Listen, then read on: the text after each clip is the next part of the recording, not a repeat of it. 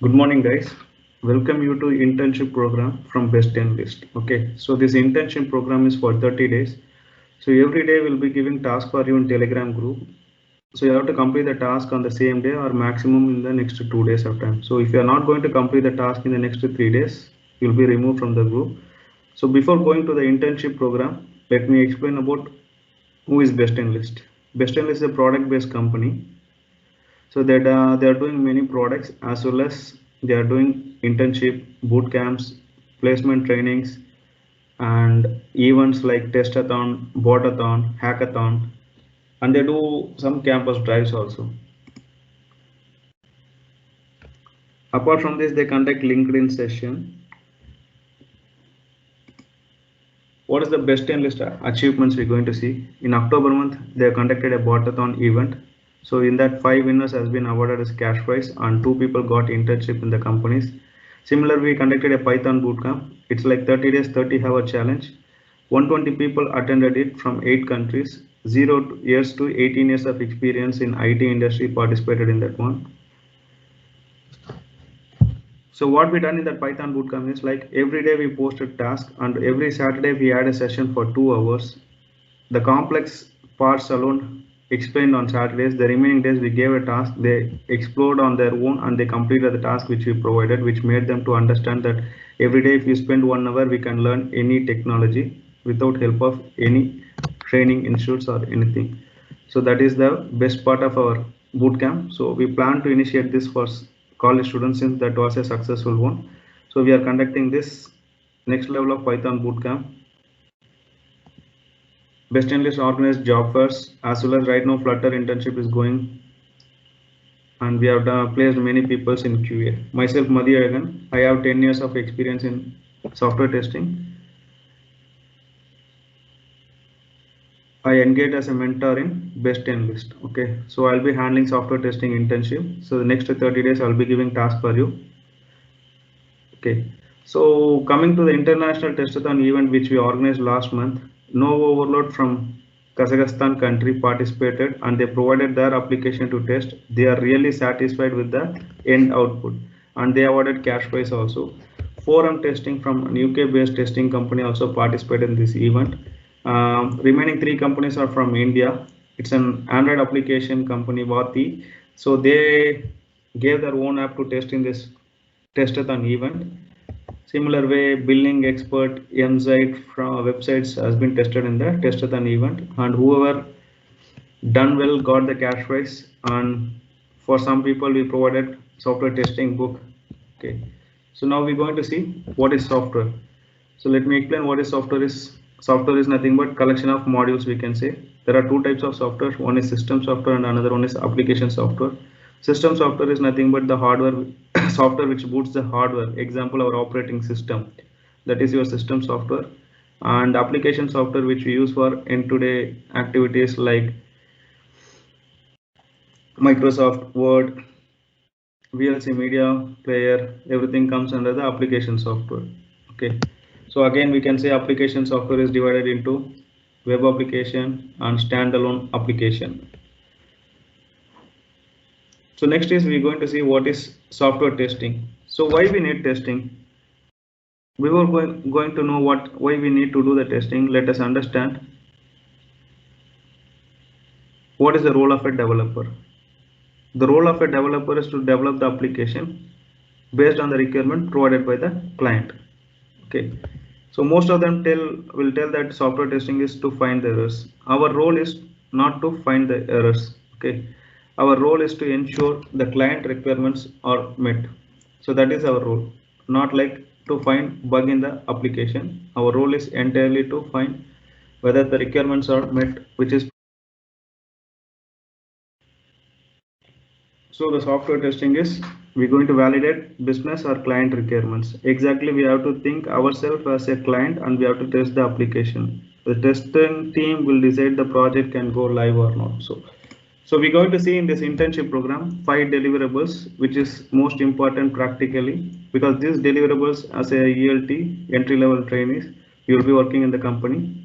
Okay, so first the 5 deliverables we're going to see. One is test scenario, the next is test case, and the other one is test data. The next one is defect log and bug report. These 5 things we're going to see. Okay. So first thing is we're going to see about test scenario.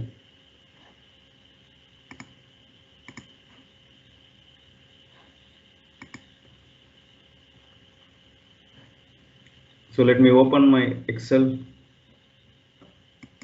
document so that I can explain you how to write test scenario using Excel. So some companies use their own management tool to write test cases, test scenarios. Some startups use still Excel. So let me explain with Excel first. So when you open an Excel, first you have to know how to format it. So select using Control A and then right click, go to format cells and go to alignment, choose either general or left indent, and then vertical you can choose top or center, and then click on wrap text and then give OK.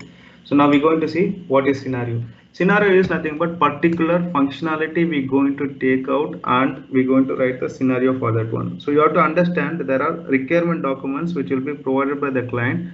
From that only we're going to frame the scenarios. Okay, if you take an Amazon application, we can say Amazon website, there are some scenarios where we can say like login will be one scenario, purchasing product will be one scenario, payment will be one scenario. If you take from the vendor role, taking reports what are the customers has purchased will be one scenario. So identifying such functionality we're going to frame in the test scenario document. So what are the fields essentially required for test scenario we're going to see. Okay, so the first one is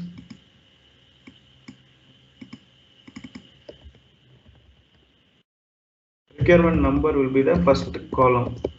Okay, so next one will be scenario number, next will be scenario name, followed by scenario description.